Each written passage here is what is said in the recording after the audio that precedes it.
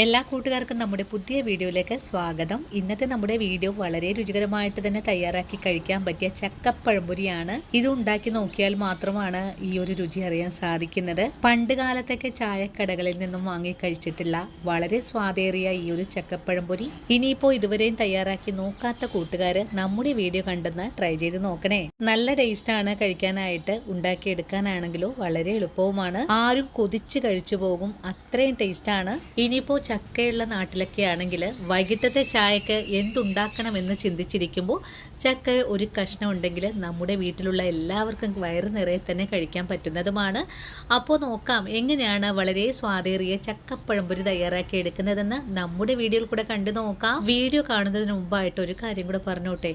Video കാണുമ്പോൾ നിങ്ങൾ ലൈക്കുകൾ തരാൻ മറക്കുന്നുണ്ട് കേട്ടോ കൂട്ടുകാരെ. നമ്മുടെ വീഡിയോയ്ക്ക് വളരെ ലൈക്കുകൾ കുറവാണ് കേട്ടോ. നിങ്ങളുടെ എല്ലാവരുടെയും സപ്പോർട്ടല്ലേ എൻ്റെ മുന്നോട്ടുള്ള വഴികളും. അപ്പോൾ ഇനി നമുക്ക് നമ്മുടെ വീഡിയോ കാണാം.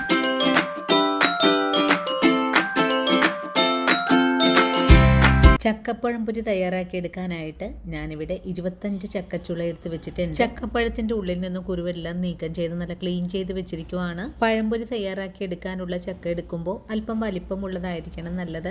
ഇനി നമുക്ക് ഈ ചക്കപ്പഴത്തിനെ ഒന്ന് മാറ്റി വെച്ചതിന് ശേഷം ഇതിലേക്ക് ആവശ്യമായ മാവൊന്ന് മിക്സ് ചെയ്ത് വെക്കാം.